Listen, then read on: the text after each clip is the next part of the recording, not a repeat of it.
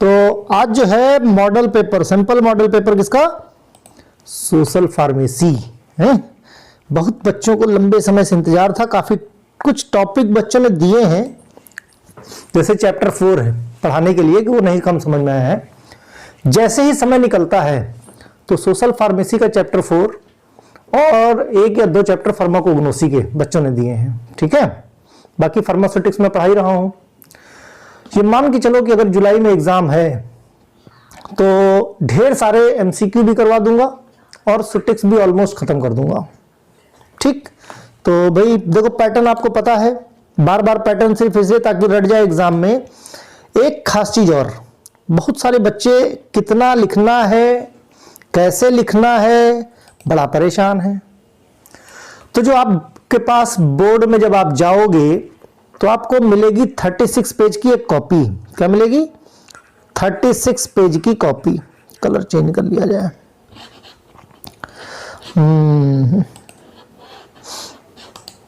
एक मिनट है।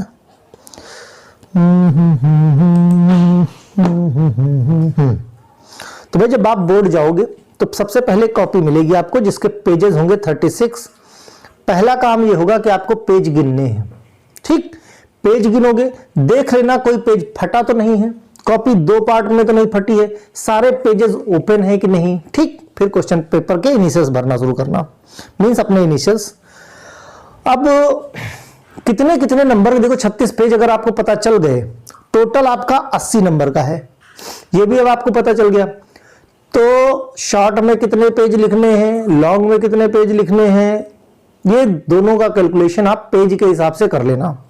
Main big question यही था, क्योंकि आपका पैटर्न रिवाइज हुआ है तो ये हुआ कि भाई पहले पता लगा लिया जाए कि बोर्ड की कॉपी कितने पेज की होगी, तो पता चला 36 पेज की होगी। ठीक, इतनी चीज क्लियर।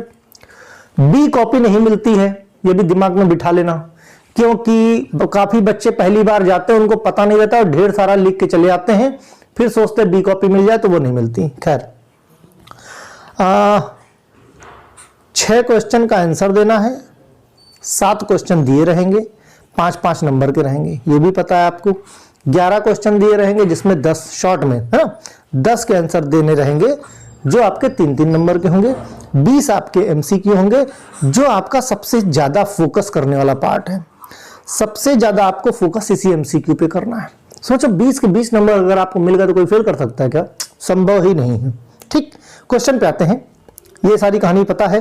क्वेश्चन पेपर किसका मैंने बनाया? सोशल फार्मेसी का। मैक्सिमम टाइम 3 घंटे, 80 नंबर का ही रहेगा। ओके, किसी तरह का कोई इलेक्ट्रॉनिक गैजेट नहीं लेके जाना है। ठीक, वगैरह वगैरह, ये इंस्ट्रक्शंस पढ़ लेना केयरफुली।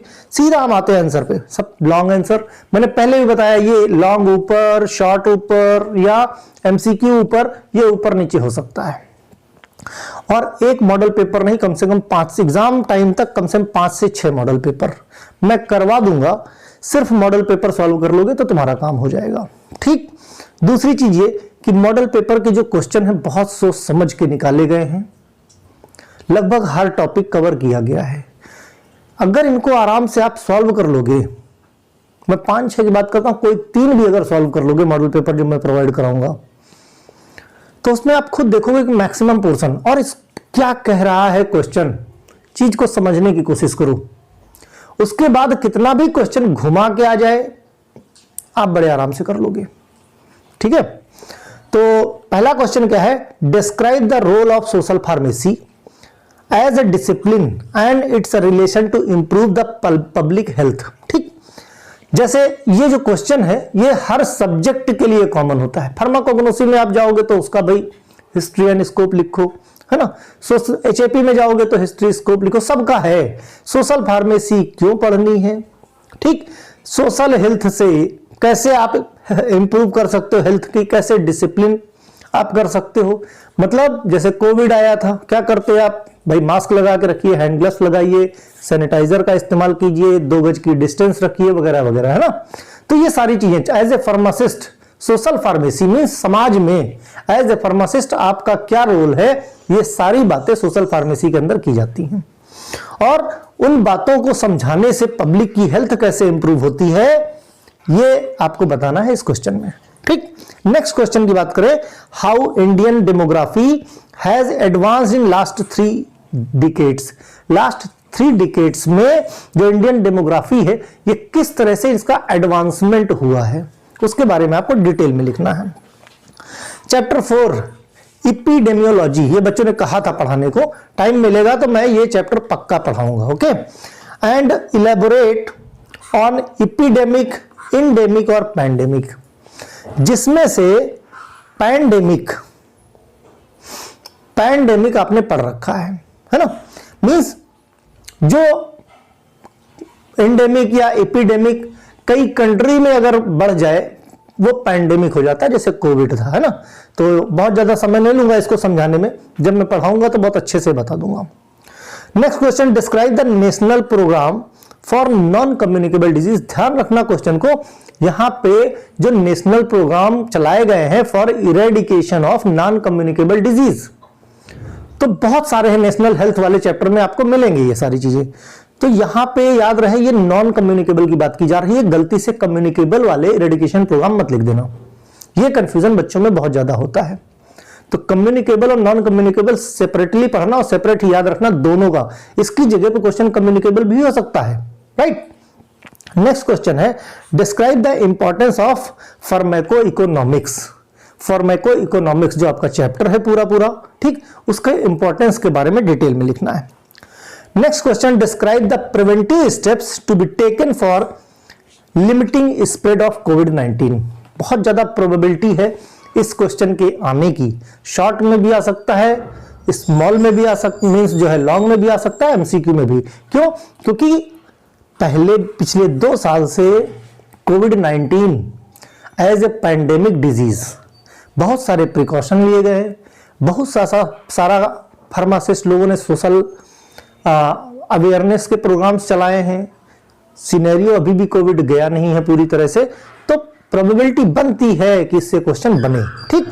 नेक्स्ट क्वेश्चन है, describe macro and micro nutrients for human nutrition. Macro and micro, ठीक, न्यूट्रिएंट्स ऑफ ह्यूमन न्यूट्रिशन बहुत ही इंपॉर्टेंट क्वेश्चन है। इससे रिलेटेड कई सारे क्वेश्चन, अगर इस क्वेश्चन को बहुत अच्छे से आप पढ़ लोगे तो इससे रिलेटेड एमसीक्यू आएगा वो भी क्लियर हो जाएगा, शॉर्ट में आएगा वो भी कर सकते हो, ओके। तो इस तरह से लॉन्ग आंसर का यानी सेक्शन ए आपका खत्म होता है। अब हम सेक्शन बी की तरफ बढ़ते हैं, that is short answer section. इसमें क्या है, 11 क्वेश्चन दिए रहेंगे जिसमें से 10 क्वेश्चन आपको करने हैं और सभी क्वेश्चन का जो नंबर होता है वो 3-3 नंबर होगा।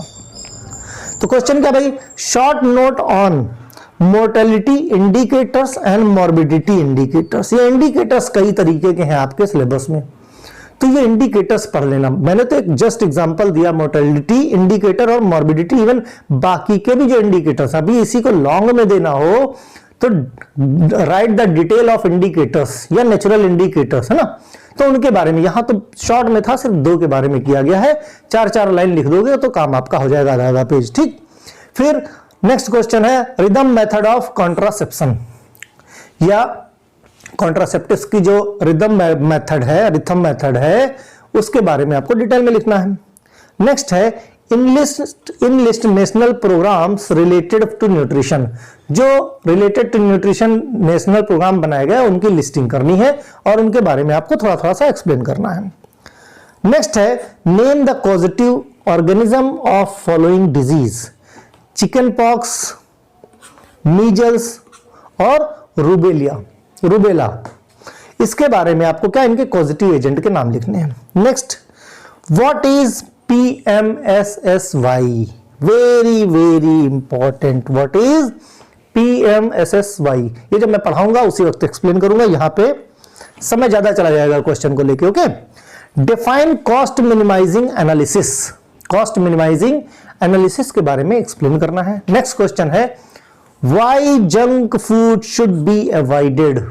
जंक फूड आपका एक तरह से इम्यूनिटी भी डिमिनिश करता है, मींस कम कर देता है, रिड्यूस कर देता है ना। तो जिससे कि अगर इम्यूनिटी आपकी क्या हो गई, अरेस्ट हो गई, डिमिनिश हो गई, तो क्या होगा, बीमारियां और ज्यादा आ जाएंगी। तो ये अवेयरनेस, तो वाई वही लिखना है आपको, why junk food should be avoided, okay, specially for kids या स्पेशली फॉर चिल्ड्रंस। वैसे तो किसी को नहीं खाना चाहिए। ठीक, नेक्स्ट है, काफी इंपॉर्टेंट है, what is psychosocial pharmacy? What is psychosocial pharmacy? Very important question, ध्यान रखना इसको। Okay, next question, role of pharmacist in education and prevention of mumps. Mumps के बारे में फार्मासिस्ट का क्या रोल है कि वो अवेयरनेस फैलाए जिससे कि मम्स की डिजीज ना होने पाए। अभी मंकी पॉक्स चला है ना, काफी देखा होगा आप लोगों ने न्यूज चैनल वगैरह पे, इसीलिए मम्स के चांसेस काफी बनते हैं पूछने की। नेक्स्ट है short note on national tobacco program, जिसको NTCP भी बोलते हैं, नेशनल टोबैको क्या है प्रोग्राम। ठीक है, तो इस तरह से 11 क्वेश्चन, इनमें से कोई भी जो आपको पसंद हो वो 10 क्वेश्चन आप कर सकते हो। जो वेरी इंपॉर्टेंट पार्ट है दैट इज ऑब्जेक्टिव, 20 क्वेश्चन है इसमें। ओके, पहला है भाई, Indian birth control society was formed in Delhi. किसके अंडर मींस का, किसके अंडर में बनी थी या किसने बनाया था? नेशनल बर्थ कंट्रोल, देखो टर्मिनोलॉजी पे ध्यान रखना। ठीक, नारकोटिक NS फड़के, शोलापुर, या गोपाल जी अहूवालिया है ना? तो इसका जो सही आंसर है गोपाल जी अहूवालिया ने ये बनाया था भाई, क्या, इंडियन बर्थ कंट्रोल सोसाइटी। ठीक, नेक्स्ट क्वेश्चन है, बोर्स कमेटी एक्सप्रेस्ड कंसर्न अबाउट। जो बोर्स ने कमेटी गठित की थी वो किसके लिए कंसर्न थी, मतलब मींस किस चीज पे उनका फोकस था? बर्थ कंट्रोल पे था, कॉन्ट्रासेप्टिव पे था, या study growth of Indian population? जो इंडियन पॉपुलेशन की स्टडी ग्रोथ होती जा रही है उससे रिलेटेड उसी पे सारा फोकस था किसका? बोर्स कमेटी का। ठीक, नेक्स्ट क्वेश्चन है, implantation of zygote after fertilization. जो जाइगोट का इम्प्लांटेशन होता है एंडोमेट्रियम में, जब मैंने रिप्रोडक्टिव सिस्टम पढ़ाया तो बहुत अच्छे से एक्सप्लेन किया है उसको, जिसको भी डाउट है वहां पे जाके देख लेना, 100% समझ में आ जाएगा कि भाई कैसे फर्टिलाइजेशन होता है, फर्टिलाइजेशन से कैसे इम्प्लांटेशन होता है। कभी कभी फर्टिलाइजेशन होने के बाद जो इम्प्लांटेशन है वो आउट ऑफ द यूटेरस हो जाता है, मींस कहीं फेलोपियन ट्यूब में हो जाता है, जिसको एक्टोपिक प्रेगनेंसी भी बोलते हैं। जो अबॉर्ट हो जाती है कानूनन जो है उसको अबॉर्ट कर लिया जाता है, क्योंकि अगर अबॉर्ट नहीं कराएंगे तो बच्चा सरवाइव नहीं कर सकता और मदर की जान के लिए भी रिस्क है। ऐसे बहुत सारे सवालों के जवाब आपको उस वीडियो में मिल जाएंगे। ठीक है, नेक्स्ट भाई क्या है, हाँ, इम्प्लांटेशन ऑफ जाइगोट कब होता है भाई? 23rd day. पूरी तरह से देखो, क्या इम्प्लांटेशन तो 2-3 दिन में हो जाता है आराम से, लेकिन स्टेबल है कि नहीं वो 23rd डे पे होता है। ठीक, मींस 23rd डे के बाद वो कंप्लीट स्टेबल हो जाता है।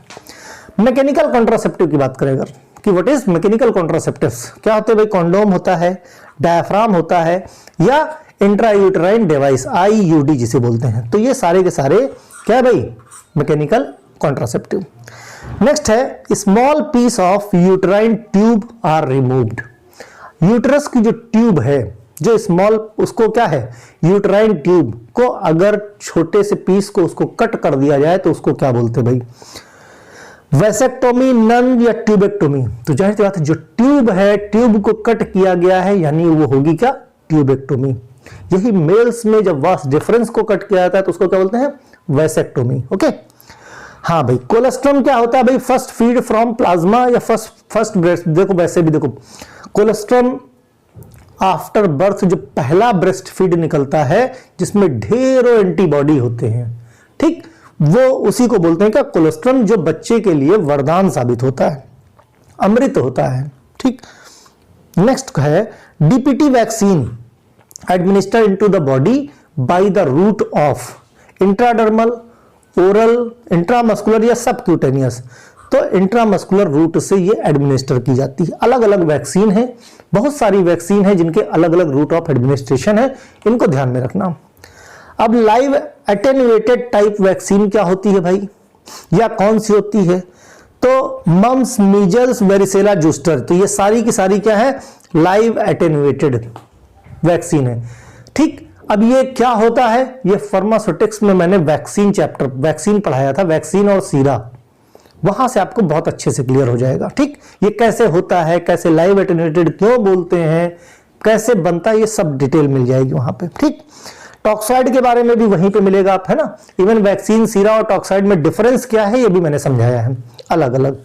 तो भाई क्या होता है भाई, टॉक्साइड वैक्सीन कौन सी होती है, टेटनस और डिप्थीरिया, ये दोनों क्या है, टॉक्साइड वैक्सीन है। ओके, ये दोनों टॉक्साइड वैक्सीन है। टॉक्साइड से, टॉक्साइड क्या है, इसके लिए फार्मास्यूटिक्स का वाला चैप्टर आपको देखना पड़ेगा। हाँ भाई, next, which one is the bacterial disease. Bacterial disease और फंगल, आपकी बैक्टीरियल और वायरल डिजीज में बड़ा कंफ्यूजन रहता है, तो इससे रिलेटेड भी क्वेश्चन कभी कभी आ जाता है। तो मीजल्स, मम्स, येलो फीवर, ये सारी की सारी क्या है भाई, ये सारी की सारी वायरल डिजीज हैं। कौन सी, वायरल डिजीज हैं। तो फिर प्लेग जो है दैट इज बैक्टीरियल डिजीज। ठीक, वाइस एंड वर्सा उल्टा देखें, which one is the viral disease. तो रेबीज जो वायरल डिजीज है, बाकी मेनिंजियोकोकल, टाइफाइड और कोलरा ये सारी बैक्टीरियल डिजीज है। ठीक, यहां से एक चीज ये क्लियर हो गई। अब भाई रेड बॉडी डिजीज क्या होती है भाई, क्वेश्चन इन वन वर्ड, बोलो भाई, रेड बॉडी डिजीज किसकी डिफिशियंसी से होती है। ओके, या उसको क्या बोलते हैं एग्जैक्टली, ग्वाइटर बोलते हैं, मैरस्मस बोलते हैं, एनीमिया बोलते हैं, या क्वासरकोर। तो क्वासरकोर बोलते हैं किसको, क्वासरकोर का ही दूसरा नाम है रेड बॉडी डिजीज। ओके, फिर भाई चलो नेक्स्ट क्वेश्चन की तरफ बढ़ते हैं। अडल्ट्रेंट्स, अच्छा हाँ, बहुत सारा खाने पीने का जो न्यूट्रिएंट्स होते हैं उसमें तरह तरह के अडल्ट्रेंट्स मिलाए जाते हैं। हल्दी में कुछ मिला दिया जाता है, जीरा में कुछ मिला दिया जाता है, पल्सेस में कुछ और मिला दिया जाता है जो उसी की तरह दिखता है, उसी के आसपास का वेट होता है। जैसे बात की जाए ब्लैक पेपर की, ब्लैक पेपर, अगर आप पपीते का सीड देखो और उसको सुखा लो तो बिल्कुल ब्लैक पेपर जैसा दिखने लगा। मीन्स अगर मिक्स कर दिया जाएगा तो जल्दी से अंदाजा नहीं लगता है। तो यानी ब्लैक पेपर में पपाया यानी पपीते का जो सीड होता है उसका एडल्ट्रेशन क्या होता है, उसको मिक्स कर दिया जाता है। ठीक, नेक्स्ट है pesticide extremely hazards and demarcated red. भाई जाहिर सी बात है जो हैजार्डस होगा वो रेड लाइन में, रेड लाइन मतलब बहुत डेंजरस। तो उस किस क्लास में आता है, तो क्लास 1 यानी पहला फर्स्ट नंबर पे आता है। जो हैजार्डस फर्स्ट नंबर है वो रेड कलर से रहेगा। ठीक, अब भाई पैंडेमिक क्या है, देखो जो अभी बात कर रहे थे हम, पैंडेमिक क्या है, जो डिजीज पहले इपिडेमिक रहती है और इपिडेमिक स्प्रेड होके कई कंट्रीज में चली जाती है। भाई जैसे जब तक आपका जब तक कोविड आपका चीन में था या चीन के वुहान में था, ठीक, वुहान डिस्ट्रिक्ट में था जब तक, या वुहान स्टेट जो कुछ भी है वहां तक था, तब तक वो एपिडेमिक था। चीन से बाहर निकला और कई कंट्रीज में फैल गया, वही वो हो गया पैंडेमिक। मींस जब कोई एपिडेमिक डिजीज स्प्रेड होके नंबर ऑफ कंट्रीज में फैल जाए, ग्लोबल हो जाए, मींस ग्लोबल प्रॉब्लम हो जाए, ग्लोबल डिजीज हो जाए। कोविड को क्या ग्लोबल डिजीज तो बोलोगे, कुछ नहीं बचा, कोई कंट्री नहीं बची जहां ना हुई हो, हर जगह पहुंच गया कोविड। ठीक, तो जब कोई एपिडेमिक स्प्रेड होके कई कंट्रीज में पहुंच जाए उसी को बोलते हैं पैंडेमिक, राइट। तो नेक्स्ट है कॉजेटिव एजेंट ऑफ फाइलेरियासिस। अब जो फाइलेरिया होता है, 3 तरह के एजेंट बड़े जो है इसमें क्या एक्टिव रहते हैं। जैसे जो सबसे मेन जो हम लोग पढ़ते हैं वाउचेरिया ब्रोंकाफ्टाई, दूसरा है ब्रूजिया मलाई, तीसरा है ब्रूजिया टिमोरी, है ना। तो तीनों एजेंट हैं जो रेस्पॉन्सिबल होते हैं किसके लिए, फाइलेरियासिस के लिए। ठीक, नेक्स्ट है which one is the vector borne disease. Vector borne disease कौन सी है, देखो ये जैसे चिकनगुनिया क्या है, डायरेक्टली जो इनका कॉजेटिव एजेंट है वो खुद नहीं जाता, उसको सपोर्ट की जरूरत पड़ती है। मींस वो पैरासाइट टाइप का होता है, खुद चल के नहीं जा सकता। जैसे मलेरिया का है ना, जो प्रोटोजोआ होता है फीमेल एनाफ्लीज के थ्रू जाता है बॉडी के अंदर, वैसे ही चिकनगुनिया है, मलेरिया और काला आजार, इन सब के जो पॉजिटिव एजेंट है उनको डिजीज फैलाने के लिए किसी न किसी वेक्टर की, किसी न किसी सहारे की जरूरत पड़ती है। ठीक, तो ये सारे के सारे क्या है भाई, क्या है, vector borne disease. Okay, next है हैंसन्स डिजीज ऑल्सो कॉल्ड, ये केमिस्ट्री में भी मैंने पढ़ाया है। Hansen's disease, Hansen's disease leprosy को बोलते हैं, क्या बोलते हैं, लेप्रोसी, कुष्ठ रोग। ओके, इसको क्या बोलते हैं, हैंसन्स डिजीज। नेक्स्ट है न्यूट्रास्यूटिकल्स आर, काफी पढ़ा होगा न्यूट्रास्यूटिकल्स के बारे में। Prebiotic, probiotic, omega 3 fatty acids, ये तीनों क्या है, न्यूट्रास्यूटिकल्स है ना। डिटेल जब सोशल फार्मेसी पढ़ाएंगे तो बहुत अच्छे से, यहां पे क्वेश्चन ही देख लो आप, question answer. Okay, adulterants used in T leaf, अब चाय की पत्ती में कौन सा अडल्ट्रेंट्स मिला देते हैं भाई, तो कोल टार हो गया और आयरन फ्लेक्स हो गया, या बोथ हो गया, या लेदर फ्लेक्स हो गया। तो भाई बात करें तो कोल टार, आयरन फ्लेक्स, लेदर फ्लेक्स, ये ऑल लिखो यहां पे, ये तीन के तीनों क्या है, इन तीनों को मिला दिया जाता है किसमें, टी लीफ में। जो चाय की पत्ती हम लोग पीते हैं, इसका जो कलर होता है वो चाय की पत्ती की तरह होता है। क्योंकि चाय की पत्ती सीधे चबाई नहीं जाती, अदरवाइज टेस्ट डिफरेंस हो जाएगा, पता चल जाएगा आपको। तो क्या है, उसमें आप घोलोगे, जब चाय बनाने चलोगे तो पता नहीं चलेगा, राइट। तो इसी तरह से इसका एडल्ट्रेशन किया जाता है। तो इस तरह से 20 क्वेश्चन प्लस मॉडल पेपर आपका कंप्लीट हुआ। कोई समस्या हो किसी तरह की कमेंट सेक्शन में लिखो, बाकी के मॉडल पेपर प्लस एमसीक्यू इसी तरह टाइम टू टाइम आपको प्रोवाइड होते रहेंगे। ओके।